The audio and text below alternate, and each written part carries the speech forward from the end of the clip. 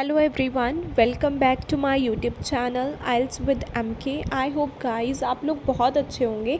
So guys आज मैं आप लोगों के साथ शेयर करने वाली हूँ अपनी ऑनलाइन क्लास का राइटिंग टास्क 2 जो कि फ़ाइनल एग्ज़ाम में 22 जुलाई को आया था and majority of the student को इसमें बहुत ज़्यादा दिक्कत आई है।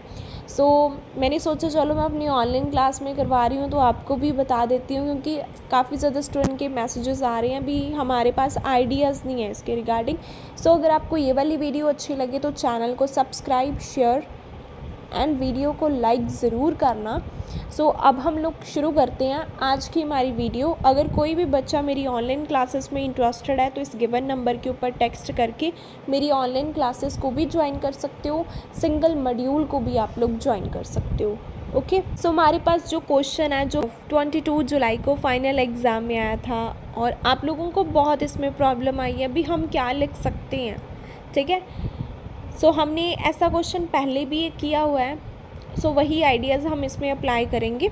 सो देखते हैं अभी किस तरीके से करना है। देखो हमेशा मैं आपको क्यों बोलती हूँ भी हर एक टॉपिक के बारे में आपको फैमिलियरिटी होनी चाहिए। देखो ऐसा टॉपिक आ गया और बहुत सारे स्टूडेंट को इसमें प्रॉब्लम भी आई है, नो डाउट, बट मैं आपको बताती हूँ कि किस तरीके से आपने इसको डिज़ाइन करना है। जो चीज़ मैं आपको समझाऊँगी अच्छे से समझ लेना एंड फिर देखते हैं भी आप इसको कैसे अंडरस्टैंड करते हो। सो सबसे पहले हम क्वेश्चन पढ़ते हैं।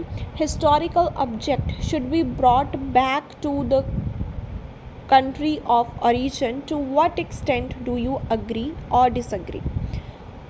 क्वेश्चन क्या बोल रहा है कि जो हिस्टोरिकल ऑब्जेक्ट्स हैं, ठीक है, जो ऑब्जेक्ट हिस्ट्री के साथ रिलेटेड हैं उनको उसी कंट्री में ही भेज देना चाहिए जहाँ से उनका ओरिजिन हुआ था, जहाँ से वो पहली बार मिले थे, उसी कंट्री में उसको भेजना चाहिए। फिर से बता रही हूँ, क्वेश्चन कह रहा है कि जो हिस्टोरिकल ऑब्जेक्ट्स हैं वो उसी कंट्री में वापस भेज दो जहाँ से वो पहली बार हमें मिले थे। To what extent do you agree और डिसअग्री। आप इससे किस हद तक अग्री हो या फिर डिसअग्री हो। मीन्स अगर आप मानते हो कि उनको वापस भेजना चाहिए तो आप अग्री साइड हो, अगर आप कहते हो कि नहीं भेजना चाहिए तो आप डिसअग्री साइड हो। एक्सटेंट का टॉपिक है एंड एक्सटेंट का टॉपिक ऑलवेज 70-30 लिखा जाता है, ठीक है। सबसे पहले तो हमने इंट्रो ही बनानी है और इंट्रो में हमें पता है भी हमने रीफ्रेज करना है, ठीक है, और थीसिस लाइन करनी है। अब रीफ्रेज किसका करना है, ये जो लाइन है ओरिजिन तक, इसको हमने चेंज करना है अपनी वर्डिंग में, ठीक है। इसका होगा रीफ्रेज एंड थीसिस लाइन इसकी बनती है to what extent do you agree और डिसअग्री, इससे हमारी बनेगी थीसिस लाइन। तो रीफ्रेज और थीसिस को मिलाकर हमारी बनती है इंट्रोडक्शन, ओके। उसके बाद हमारे पास इसमें बनेंगे 3 BP, BP1, BP2 and BP3। अच्छे से समझना भी BP1 में क्या लिखना है, BP2 में क्या लिखना है, BP3 में क्या लिखना है। जो बात आपने थीसिस में लिखी है, अगर आपने थीसिस में बोला है कि मैं इसके साथ अग्री हूँ, ठीक है, अगर आपने थीसिस में बोला है कि मैं इसके साथ अग्री हूँ तो अग्रीमेंट की बात BP2 में और BP3 में लिखी जाएगी। जो चीज़ आपने थीसिस में लिखी है वो बात आपने कहाँ पे लिखनी है, BP2 और BP3 में। और BP1 हमारा किसका बनेगा फिर, डिसअग्री का। इन दोनों की ज़्यादा बात हुई है, ठीक है। BP2 और BP3 हमेशा सेम होती है, अग्रीमेंट की ज़्यादा बात हुई है, मीन्स ये हो गया हमारा 70%। डिसअग्रीमेंट का सिर्फ एक बना हमारे पास तो ये हो गया 30%। सो 70-30 ऐसे बनता है। अगर आपने थीसिस में बोला है कि मैं इससे डिसअग्री हूँ तो डिसअग्री की बात कहाँ पे जाएगी, BP2 और BP3 में। तो BP1 हमारा किसका बनेगा, अग्री का, ठीक है। जो चीज़ आपने थीसिस में लिखी है वो आपने BP2 और BP3 में ही मेंशन करनी है, ओके। सो सबसे पहले हम लोग इसी फॉर्मेट को फॉलो करते हैं और हमारा जो राइटिंग टास्क 2 उसको लिखते हैं। ये देखो सबसे पहले मैंने क्या बोला इसमें, इट इज़ कंसीडर्ड बाय, ये बात कंसीडर की जाती है मेजॉरिटी ऑफ द इंडिजीनियस के द्वारा, बहुत सारे लोगों के द्वारा, कि जो हिस्टोरिकल ऑब्जेक्ट हैं out be sent in their nation, उनके अपने नेशन में आने चाहिए। क्वेश्चन में भी यही बोल रहा था कि उनको वहाँ पर लेकर आना चाहिए जहाँ पर वो पहली बार मिले हैं, तो मैंने भी यही बोला कि बहुत सारे जो लोग हैं वो यही बात मानते हैं कि जो हिस्टोरिकल ऑब्जेक्ट है उसको वहाँ पर ही लेकर आओ जहाँ से वो पहली बार पाए गए थे। I largely agree with this said notion, मैंने अग्रीमेंट शो किया कि मैं इससे सहमत हूँ कि उनको वापस उसी कंट्री में लेकर आओ जहाँ से वो पहली बार हमें मिले थे। And I will discuss my points in the fourth coming paragraphs, and मैं अपने पॉइंट्स को फोर्थ कमिंग पैराग्राफ्स में एक्सप्लेन करूँगी। Fourth coming means upcoming. अब थीसिस में मैंने बोल दिया अग्रीमेंट, ठीक है, तो BP1 मेरा बनेगा डिसएग्रीमेंट के ऊपर। BP1 में मैंने बात करनी है, अभी उनको नहीं वापस भेजना चाहिए। सो देखो, to commence with means to begin with. It should not be return back, उनको नहीं भेजना चाहिए because some countries do not have legal rights, क्योंकि कंट्रीज़ के पास अधिकार नहीं है। अब ये चीज़ मैंने बतानी है, ये मेरी टास्क स्टेटमेंट थी, मेरा आइडिया था ये कि उनको वापस नहीं भेजना चाहिए क्योंकि उनके पास कोई राइट नहीं है वापस मांगने की। अब ये चीज़ मैं बताती हूँ भी कैसे। In other words, many countries can not return it as some objects they obtain under the legal rules. So मैंने क्या बोला कि वो कंट्रीज़ उनको वापस नहीं दे सकती हैं क्योंकि कुछ ऑब्जेक्ट्स उन्होंने क्या किए हुए हैं, रूल्स एंड रेगुलेशंस के साथ उन्होंने लिए हैं उनसे। As well as some traditional commodities were conquered by other nation.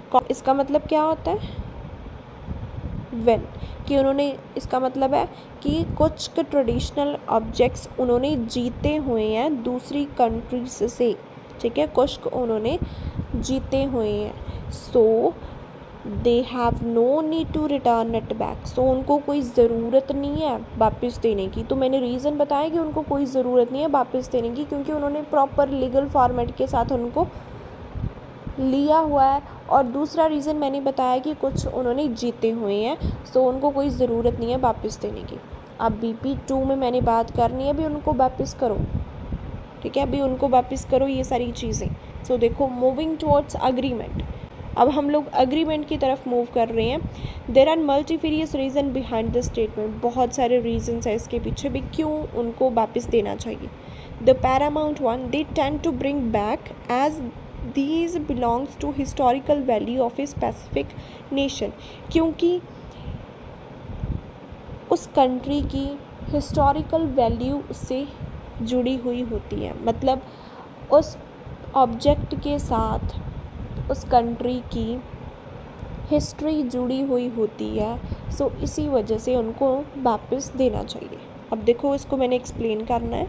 To explicate it, products which have been taken by western kingdoms from other countries, जो उन्होंने दूसरी कंट्रीज से लिए हैं, they should return it back, उनको वापस देने चाहिए। because these objects have not only historical but also culture values, क्योंकि उन ऑब्जेक्ट्स में हिस्टोरिकल और कल्चर वैल्यूज़ होती हैं by which they can maintain their culture worth, जिससे क्या होगा, वो कंट्री अपना जो कल्चर है वो प्रोटेक्ट करके रख सकती है। मतलब जिस कंट्री में वो मिले हैं, ठीक है, उस कंट्री को वापस दो क्योंकि उस कंट्री की हिस्ट्री उसके साथ जुड़ी हुई है, कल्चर उसके साथ जुड़ा हुआ है। सो अगर हम उनको वापस देंगे तो उनका कल्चर है वो मेंटेन रहेगा, ख़त्म नहीं होगा, तो इसी वजह से उनको वापस देना चाहिए।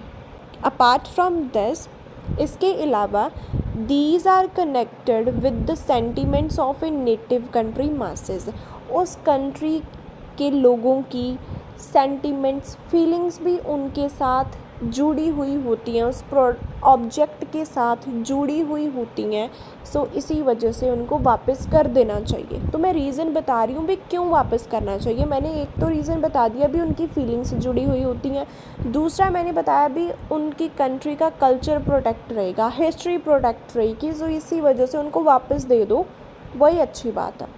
For example, it was a headline in the newspaper the Hindustan time, headline आई थी न्यूज़पेपर में, reveal that majority of the territories are trying to get back bygone time merchandise owing to they have conventional value. So मैंने इसमें क्या चीज़ बताई है कि headline आई थी न्यूज़पेपर में, उन्होंने ये चीज़ बताई है भी बहुत सारी कंट्रीज़ हैं वो ट्राई कर रही हैं भी कि जो बाईगॉन टाइम, पुराने टाइम के जो ऑब्जेक्ट्स हैं ना, उनको वापस दे दो, क्योंकि उन ऑब्जेक्ट के साथ उनकी कन्वेंशनल वैल्यूज़ जुड़ी हुई हैं, हिस्ट्री जुड़ी हुई है, उस कंट्री की हिस्ट्री जुड़ी हुई है, कल्चर जुड़ा हुआ है, सो इसी वजह से उनको वापस दे दो। सो देखो, यही मेरा पॉइंट था भी उनको वापस दे दो क्योंकि हिस्ट्री जुड़ी हुई है, उसी को ही मैंने अच्छे से एक्सप्लेन किया भी अगर वो वापस दे देंगे तो उनकी जो कल्चर है, उनका जो हिस्ट्री है वो प्रोटेक्ट रहेगी और लोगों की फीलिंग्स भी उनके साथ एसोसिएट होती हैं। और इसके साथ ही मैंने एग्जांपल दे दी कि बहुत सारी जो कंट्रीज़ हैं वो ट्राई कर रही हैं कि उनके जो ओल्ड टाइम के प्रोडक्ट्स हैं वो उनको वापस मिल जाए, क्योंकि उससे उनकी हिस्ट्री है कंट्री की वो जुड़ी हुई है। Thus, it proves that it is a praiseworthy step due to historical significance. So ये एक बहुत अच्छा स्टेप है, गुड स्टेप है, क्योंकि इसके साथ हिस्ट्री जुड़ी हुई है, हिस्ट्री की इम्पोर्टेंस जुड़ी हुई है, सो दैट्स वाई उनको ये वापस दे देना चाहिए। अब BP3 में मैंने और रीज़न मेंशन करना भी, और क्या रीज़न हो सकता भी उनको वापस देना चाहिए। फर्दर स्ट्रेंथनिंग द व्यूज़, अपने व्यूज़ को आगे एक्सप्लेन करते हैं। Why it is worthwhile for country to attain these objects back. The first and foremost one, when a nation return these conventional things to the country of their origin, जब एक country है वो उनके products वापस कर देती है, then it may strengthen the bond between them. तो इससे क्या होगा भी, countries के बीच में relationship बहुत अच्छा बनेगा, ठीक है, which leads to peaceful along with harmonious environment in the world. सो मैंने क्या बोला कि अगर वो उनको वापस दे देते हैं तो कंट्रीज़ के बीच में, वर्ल्ड में क्या होगा, पीसफुल इन्वायरमेंट है वो मेंटेन होगा। बिसाइड दिस, इसके अलावा, if countries return these object, अगर वो ये ऑब्जेक्ट्स उनको वापस दे देते हैं, then upcoming generation will associate and grasps knowledge about it. तो उस कंट्री की जो आने वाली जनरेशन है उनको उसके बारे में पता होगा, उस ऑब्जेक्ट के बारे में पता होगा। सो मैंने क्या बोला इसमें कि उनको वापस दे देना चाहिए, क्योंकि इससे क्या है, रिलेशनशिप अच्छे होते हैं, और अगर वो वापस देते हैं तो उस कंट्री की जो अपकमिंग जनरेशन है वो भी हिस्ट्री की नॉलेज है वो गेट कर सकती है। For instance, a survey was conducted in the globe found that, एक सर्वे हुआ था वर्ल्ड में, उन्होंने क्या चीज़ बताई है, रिलेशनशिप अमंग कंट्रीज़ हैड अमेलियोरेटेड, जो रिलेशनशिप है कंट्रीज़ के बीच में वो अमेलियोरेट हुए हैं, इम्प्रूव हो चुके हैं, just because they return past time things, क्योंकि उन्होंने एक दूसरे की जो पास्ट टाइम थिंग्स थी उनको रिटर्न कर दिया है, जिसकी वजह से उनके रिलेशनशिप्स हैं वो काफ़ी स्ट्रॉन्ग हो चुके हैं। Thus it is quite clear that it is the best way in order to make peace. So ये एक बहुत अच्छा तरीका है कंट्री में, वर्ल्ड में पीस को लाने का, पीस को मेंटेन रखने का, ये बहुत ही एक अच्छा मेथड है। कंक्लूज़न में क्या करना है, ऑल दो के बाद BP1 लिखना है, कॉमा के बाद BP2 और BP3 के पॉइंट्स लिखने हैं। सबसे पहले मैंने सिंपल कनेक्टर लगाया to conclude it, although due to legal system they are not able to get it back. मैंने बोला लीगल सिस्टम की वजह से वो बैक नहीं ले पा रहे हैं। BP1 में मैंने यही बोला था कि उन्होंने लीगली उसको ख़रीदा हुआ है, और दूसरा पॉइंट था मेरा कि उन्होंने जीती हुई हैं, तो वही चीज़ मैंने यहाँ पे लिखी है कि चाहे वो नहीं इसको ले सकते हैं बैक लीगल सिस्टम की वजह से, but comma means but I believe that, लेकिन मुझे ये चीज़ लगती है getting back these valuable objects makes the country proud, even it also strengthen the brotherhood among countries। लेकिन मुझे ये बात लगती है कि अगर ये ऑब्जेक्ट उनको वापस मिल जाते हैं तो कंट्री का कल्चर भी मेंटेन रहेगा और कंट्री में रिलेशनशिप्स भी बहुत अच्छे रहेंगे, कंट्रीज़ के बीच में रिलेशनशिप्स भी अच्छे रहेंगे और कंट्री का कल्चर भी मेंटेन रहेगा। सो ऑल्दो के बाद BP1 एंड कॉमा के बाद BP2 एंड BP3 के पॉइंट्स हमने मेंशन करने हैं, ठीक है। अगर इसमें किसी को कोई भी प्रॉब्लम है तो आप मेरे से पूछ लो, मैं दोबारा एक्सप्लेन कर दूँगी, ठीक है। अगर आप ऐसे करोगे तो आपको बहुत ज़्यादा बेनिफिट होगा। सिर्फ ये चीज़ का ध्यान रखना है आपने, जो बात आपने थीसिस में लिखी है वो BP2 और BP3 में हमने मेंशन करनी है, ओके।